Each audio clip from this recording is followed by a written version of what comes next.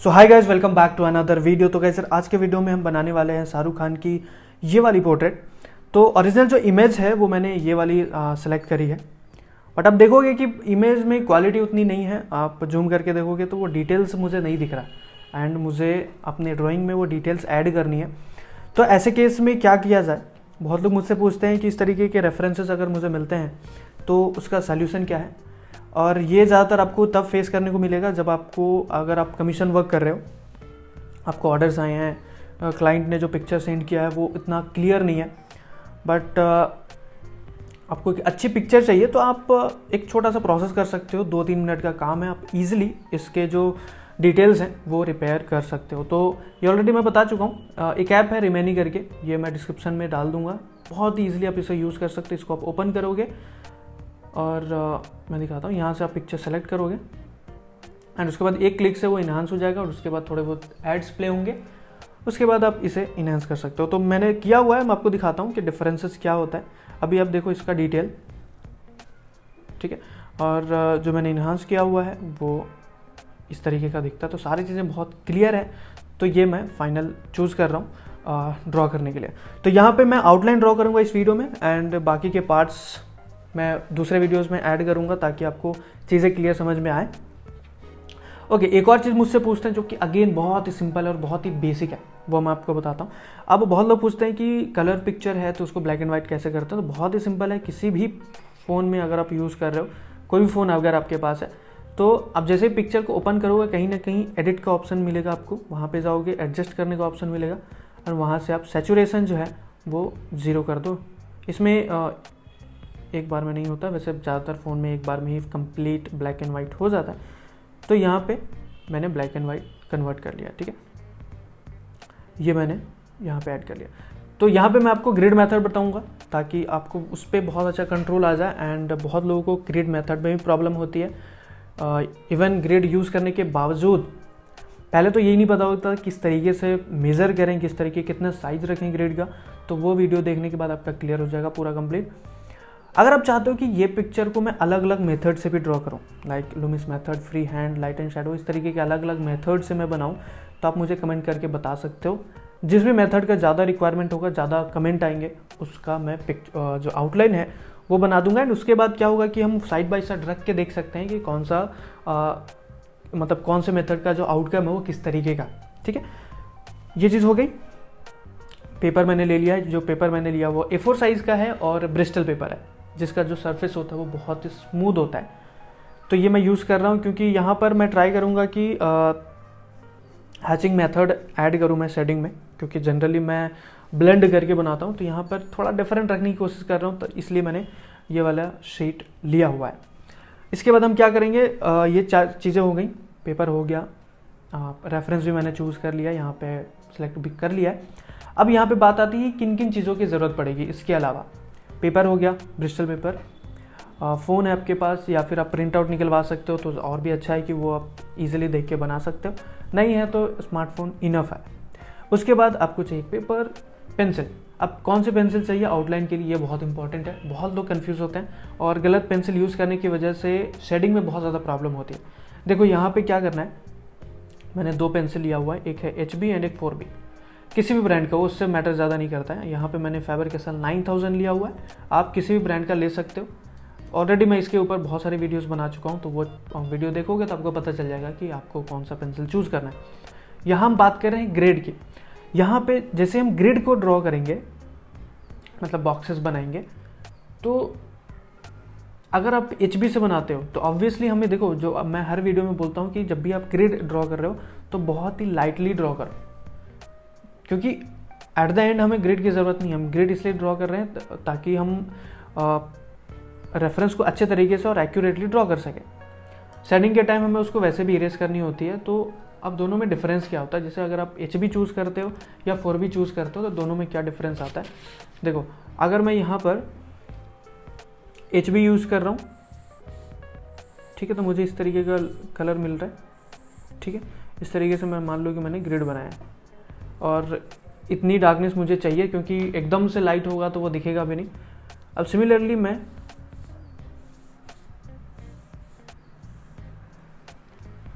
तो आप देखोगे ना कि दोनों का डार्कनेस बिल्कुल सिमिलर है। अब दोनों में डिफरेंस क्या, देखो ये वाली है HB और ये है 4B। अब मैं इसको इरेज करता हूं,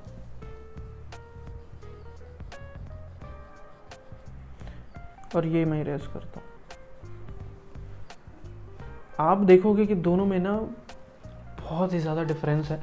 आप इसको क्लोजली अगर आप ऑब्जर्व करोगे तो ये पूरा का पूरा इरेज तो हो गया, लेकिन ये जो मार्क है, जो लाइंस हैं, वो बहुत ही क्लियरली दिख रहा है। इतना है कि वो आपको दिखेगा जब आप फाइनल बनाओगे ना, शेडिंग करोगे, जहाँ पे हाईलाइट देनी होगी, वो क्लियर वो दिखेगा मार्क। बट वहीं पे आप देखो कि ये वाला पोर्शन जो है वो क्लियर नहीं दिख रहा। अब ऐसा हुआ क्यों? दोनों का कलर सेम है, डार्कनेस सेम है, क्यों हुआ? तो अगर हम बात करें यहाँ पे, तो यहाँ पे मुझे थोड़ा सा प्रेशर ऐड करने की ज़रूरत पड़ी, क्योंकि HB है इतना ज़्यादा डार्क नहीं है, और मुझे थोड़ा सा इस तरीके का कलर चाहिए ग्रेड में। अगर बहुत ज़्यादा लाइट होगा तो वो आप देख ही नहीं पाओगे, अगर वो ढंग से दिखेगा ही नहीं तो आप ट्रेस भी नहीं कर सकते। तो यहाँ पर हम क्या करेंगे, जो हाई ग्रेड की पेंसिल है, मतलब कि जो सॉफ्ट पेंसिल है ना, जो थोड़ा सा डार्क है, सॉफ्ट है, बहुत ईजिली इरेज हो जाती है, उसे हम यूज़ करेंगे। यहाँ पे क्या किया मैंने, 4B मैंने यूज़ किया था, लेकिन बहुत ही हल्के हाथों से, स्टिल हल्के हाथों से ड्रॉ किया। डार्कनेस अच्छी है तो वो मुझे वो लाइंस क्लियर दिख भी रही हैं, बट इसके ऊपर मैंने प्रेशर भी नहीं दिया, इसकी वजह से वो इजीली इरेज हो पा रहा है। तो यहाँ पे जब भी आप चूज़ करोगे ग्रिड बनाने के लिए, तो आप 4B 6B इस तरीके के पेंसिल यूज़ करो, बट याद रहे कि वो अच्छे तरीके से शार्प होना बहुत इंपॉर्टेंट है।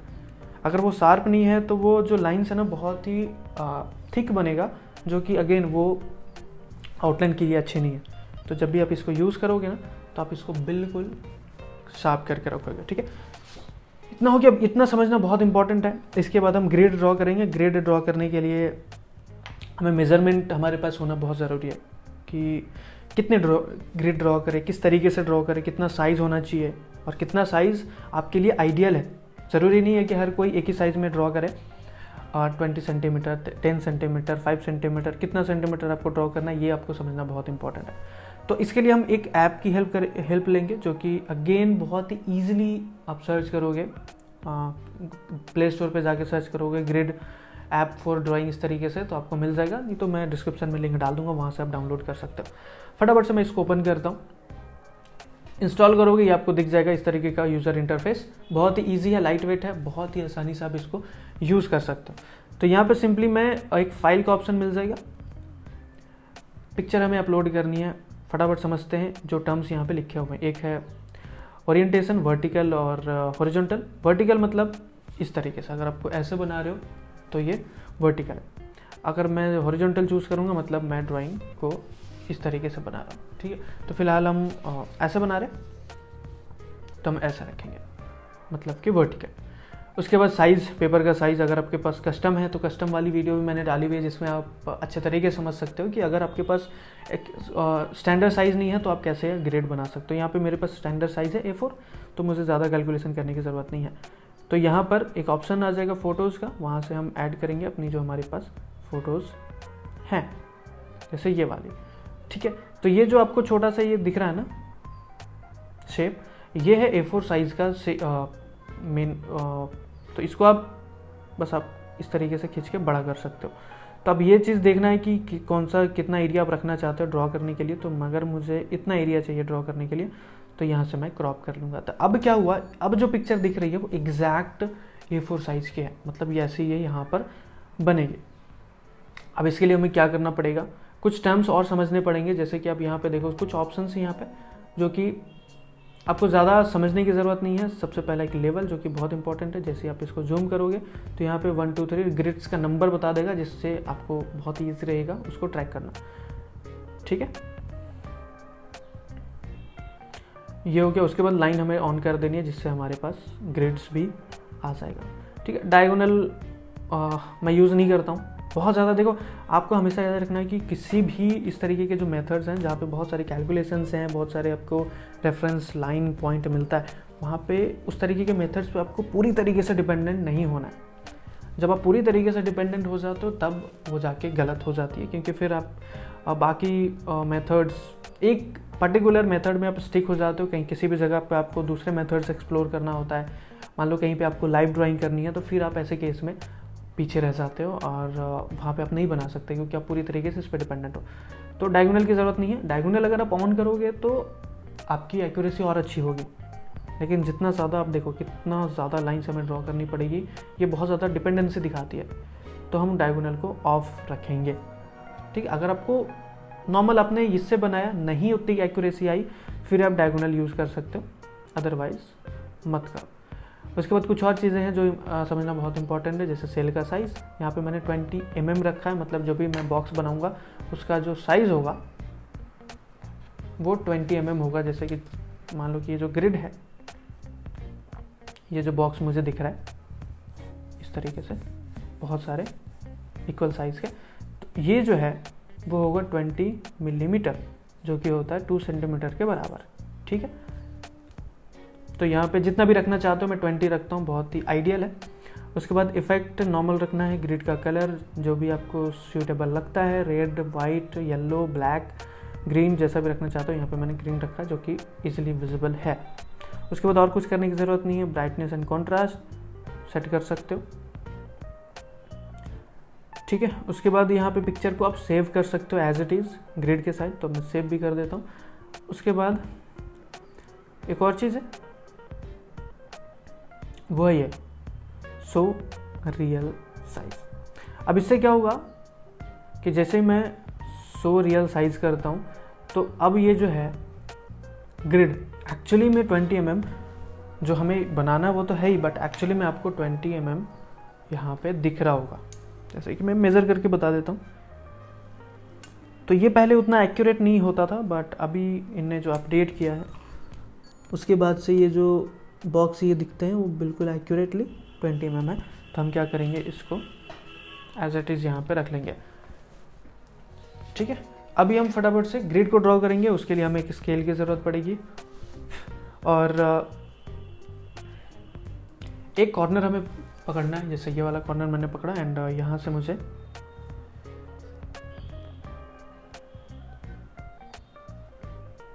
हर 2 सेंटीमीटर को इस तरीके से मार्क करते जाना है दोनों साइड से। तो ये मैं फटाफट से करता हूँ, ये बहुत ही ईजी है।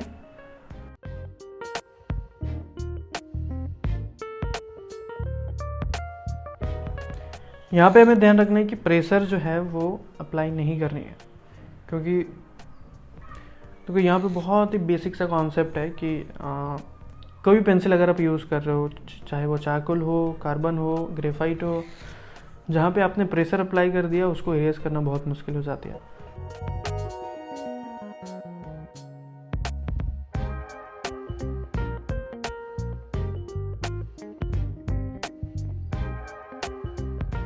ओके गाइज, तो यहाँ पे ग्रिड हमने बना लिया है एंड रेफरेंस भी तैयार है। अब यहाँ पे हमारा काम चालू होता है ड्रॉ करने का। तो बहुत लोग यहाँ पे अगेन पूछते हैं कि कौन से एरिया से स्टार्ट करना ज़्यादा बेहतर है। तो सिर्फ अगर मैं बात करूँ ग्रिड मेथड की, तो ग्रिड मेथड में आप किसी भी जगह से स्टार्ट करो, ज़्यादा कुछ फ़र्क नहीं पड़ता। क्योंकि इसमें क्या हुआ, ऐसा समझो कि एक पेपर थी A4 साइज़ की इतनी बड़ी, इसको मैंने इतने सारे बॉक्सेस में, अलग अलग छोटे छोटे बॉक्सेस में कट कर लिया। अब हम एक बॉक्स में कुछ भी बनाएं, जो भी हमें दिख रहा है उसको हम बनाएंगे और आपस में जब बॉक्सेस को जोड़ देंगे तो हमारा पूरा का पूरा जो है वो पोर्ट्रेट तैयार हो जाएगा। करेक्ट है। तो यहाँ पे ज़रूरी नहीं कि आई से स्टार्ट करें, नोज से स्टार्ट करें, लिप से स्टार्ट करें, या फिर बॉडी पूरा मतलब फेस का स्ट्रक्चर बना ले, ये इतना ज़्यादा यहाँ पे मैटर नहीं करता है। किसी भी जगह से स्टार्ट करें, बस वो जो ग्रिड की पोजीशन है वो सही होनी चाहिए। जैसे कि यहाँ पे नंबर मैं लिख देता हूँ, जैसे 1 2 3 4 5, बहुत हल्के हाथों से लिख रहा हूँ ताकि बाद में इरेज हो जाए। यहाँ पे 1 2 3 4 5, ठीक है, दोनों साइड से मैंने 5 5 कर लिया। अब जैसे मान लो कि ये वाला ग्रिड से मुझे स्टार्ट करना है, तो यहाँ पे सबसे पहले तो शो रियल साइज़ कर दूंगा ताकि मुझे ट्रैक करना ईजी हो जाए। एंड उसके बाद आप देखेंगे कि ये वाली जो ग्रिड है वो यहाँ से तीसरे नंबर पे 1 2 3 और ऊपर से 2 नंबर 3 और 2, मतलब 3 2, ये इस जगह पे ये वाली ग्रिड जो है वो आएगी। सॉरी, ये वाली, ठीक है। तो हम इसको ड्रॉ कर देंगे। अब यहाँ पे देखो, आपको बस दो चीज़ों का ध्यान रखना है यहाँ पे। पहला कि जो भी ग्रिड के अंदर लाइंस हैं वो किस तरीके से जा रहा है, ठीक है। जैसे कि यहाँ पे मैंने सिंपल, अभी पूरे पोर्ट्रेट को छोड़ दो कैसा है नहीं है, कुछ भी ध्यान नहीं रखना। अभी जिस भी ग्रिड पे आप काम कर रहे हो पूरा ध्यान आप इस पे रखो। तो ग्रिड के अंदर क्या शेप है वो आपको ध्यान रखना है। और दूसरा कि क्रॉसिंग, हमारे पास देखो इतनी 4 लाइन है, एक ग्रिड पे 4 लाइन है, तो वहाँ पे कोई लाइन किस तरीके से क्रॉस कर रही है। जैसे कि अगर मैं नीचे की बात करूँ तो यहाँ पे मैं देखूँगा कि ये जो लाइन है वो इतने एरिया पे क्रॉस कर रही है, और दूसरा जो है वो यहाँ पे क्रॉस कर रही है। अब ये चीज़ मैं किस कर रहा हूँ, इतना तो एटलीस्ट आपके पास होना चाहिए गेसिंग की, कि आप बिना कैलकुलेट करे ये आप प्लेस कर सको। इसका ईजी टेक्निक ये है, अगर आपको प्रॉब्लम होती है तो जो ये जैसे ये पॉइंट है, ये पॉइंट है, ये पॉइंट है, जैसे ये वाली लाइन है, तो आप जो इसका मिड पॉइंट इमेजिन करो। आपको मार्क नहीं करना है, आपको इमेजिन करना है कि देखो यहाँ पे मिड पॉइंट है, तो इसके मिड के मिड में है ये वाली। जैसे यहाँ पे मान लो थोड़ा, या इसको मैं डिटेल में बताता हूँ कि कैसे आपको यहाँ पे माइंडसेट रखनी है, ताकि आप इजीली हर एक लाइन को सही जगह पे ट्रैक कर सको। अब जैसे ये वाली लाइन है, ठीक है, ये वाली लाइन की मिडिल पॉइंट कहाँ होगी, यहाँ पे, यहीं पे होनी चाहिए। अब ये देखो, अब ये मिडिल पॉइंट के आसपास ये वाली लाइन है, तो यहाँ पर देखो मैंने यहाँ पे मिडिल रखा है, और उसके आसपास मतलब कि ये जो लाइन है वो थोड़ा सा यहाँ होना चाहिए। तो ये सारी कैलकुलेशन आपको माइंड में करनी है, यहाँ पे इतना ज़्यादा मिक्सअप नहीं करना है,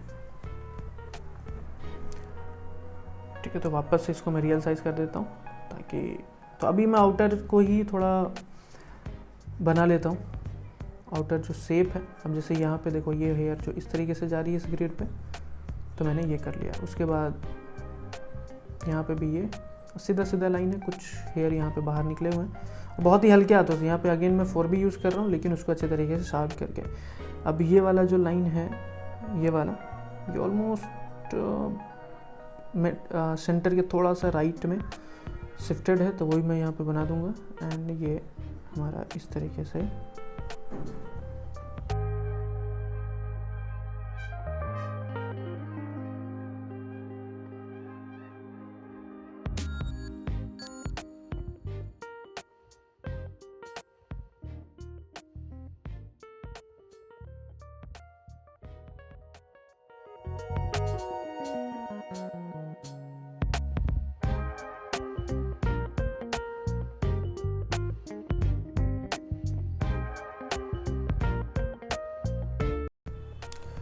ओके। तो यहाँ पे मैं आई को पोजीशन करूँगा पहले, एंड उसके आसपास के शेप्स में बना लूँगा।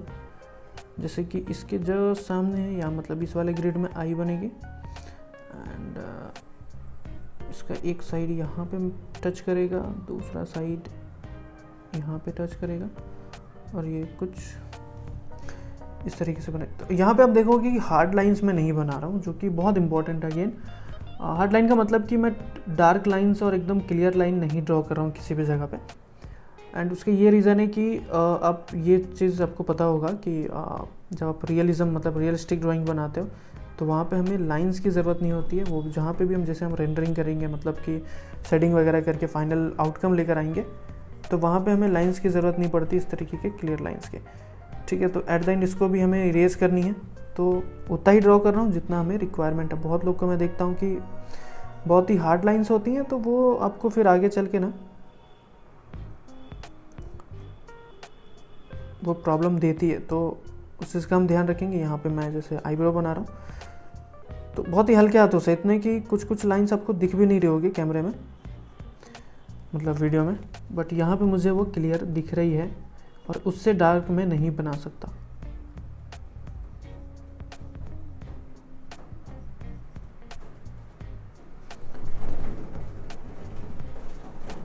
मैं यहाँ पे बस शेप देने की कोशिश कर रहा हूँ कि किस तरीके का यहाँ पे मैं शेप जो है वो दे सकता हूँ।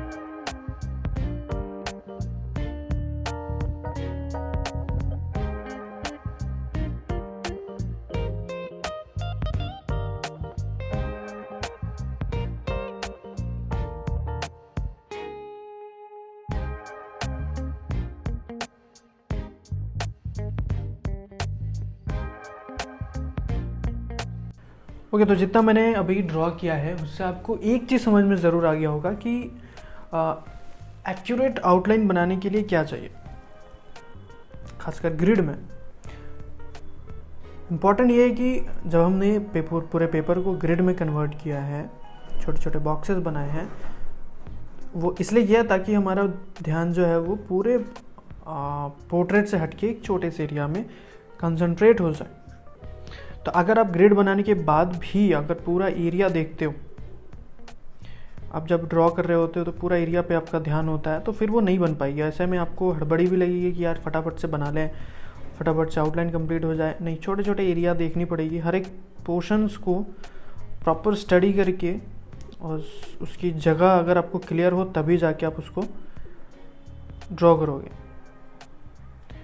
और ऐसा भी नहीं है कि अगर आपने ग्रिड बना लिया तो आपके पास आप एकदम 100% श्योर होगा कि नहीं अब ग्रिड बना लिया, अब तो 100% एक्यूरेसी तो मिलनी ही है। आप बहुत लोगों के देखोगे ग्रिड बनाने के बावजूद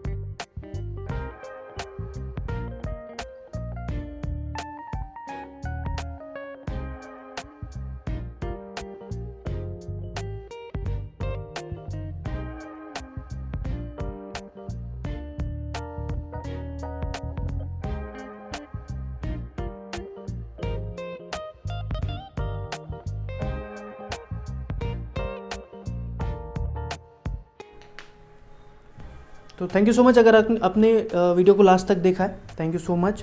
और उम्मीद करूँगा कि पूरा देखना वर्थ इट रहा होगा। ऐसा नहीं लगे कि पूरा देख लिया बट कुछ सीखने को नहीं मिला। आई गेस कुछ सीखने को मिला होगा, आपने ऑब्जर्व किया होगा।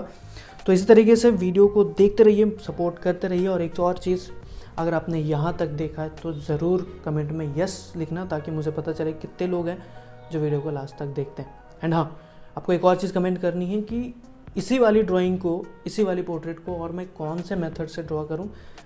तो ये चीज़ आप कमेंट में लिख सकते हो, अपना प्रेफरेंस। फ्री हैंड हो सकता है, लुमिस मेथड हो सकता है, pencil measurement methods, light and shadow, जो भी मेथड आप चाहते हो वो मैं नेक्स्ट बनाने की कोशिश करूँगा। तो जिसकी ज़्यादा कमेंट आएंगी उसको मैं उस मेथड से फिर यही पोर्ट्रेट ड्रॉ करूँगा। तो thank you so much guys, मिलते हैं अगले वीडियो में, तब तक के लिए बाय बाय।